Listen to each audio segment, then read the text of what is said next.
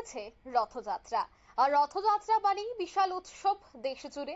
অন্যদিকে এই রথযাত্রায় কিন্তু প্রধানমন্ত্রী মোদী ওয়াশিংটনে যাওয়ার কথা ছিল, কিন্তু এবার সে ওয়াশিংটনের যাত্রাও বাতিল হচ্ছে। জগন্নাথের টানে এবার মোদী থাকছেন দেশেই। ট্রাম্পের ওয়াশিংটন আমন্ত্রণ প্রত্যাখ্যান করলেন মোদী।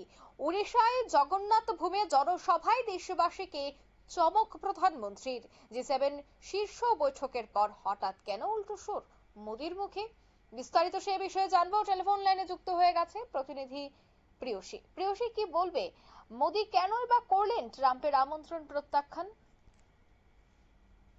অঙ্কিতা, এই মুহূর্তে আমাদের কাছে যা খবর রয়েছে তাতে দেখা যাচ্ছে যে জি7 বৈঠকে প্রধানমন্ত্রী নরেন্দ্র মোদীকে ওয়াশিংটন যাওয়ার জন্য আমন্ত্রণ জানিয়েছিলেন মার্কিন প্রেসিডেন্ট ডোনাল্ড ট্রাম্প। কিন্তু প্রধানমন্ত্রী নরেন্দ্র মোদী সেই আমন্ত্রণ প্রত্যাখ্যান করেন এবং শুক্রবার উড়িষ্যায় জনসভায় বক্তব্য রাখতে গিয়ে মোদী জানালেন যে জগন্নাথ ভূমে আসার জন্য এবং শ্রী জগন্নাথ দেবের দর্শন করতে মার্কিন প্রেসিডেন্টের আমন্ত্রণ খারিজ করেছেন তিনি।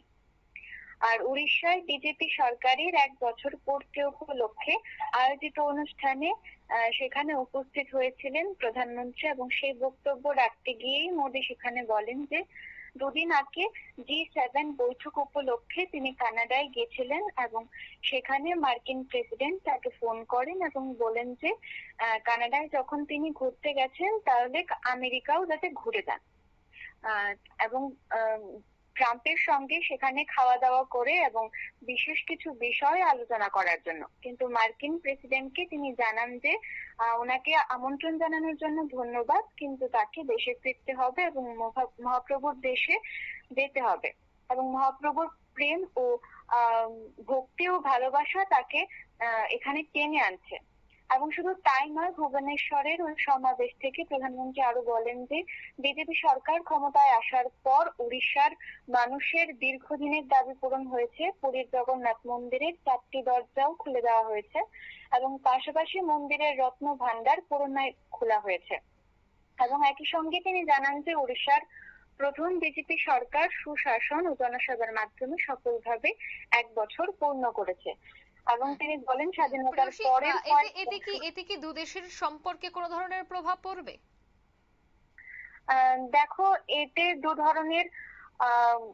দু দেশের মধ্যে কোনো ধরনের প্রভাব পড়ার কোনো ইঙ্গিত দেখা যাচ্ছে না, যেহেতু মোদীর একাধিক কর্মসূচি রয়েছে আর তার মধ্যে অন্যতম উড়িষ্যার মানুষের অনেক দিনের দীর্ঘদিনের দাবি যে পুরীর মন্দিরের যে 4টি দরজা খুলে দেওয়ার স্বপ্ন সেটি কিন্তু বাস্তবায়িত হয়েছে এবং সেটি রূপ পেয়েছে। তাই দেশবাসীর টানে, ভক্তদের টানে তিনি ওয়াশিংটন যেতে পারেননি। তবে এই আমন্ত্রণে ট্রাম্পকে সৌহার্দ্যপূর্ণ বার্তা দিয়েছেন এবং ধন্যবাদও জানিয়েছেন প্রধানমন্ত্রী নরেন্দ্র মোদী।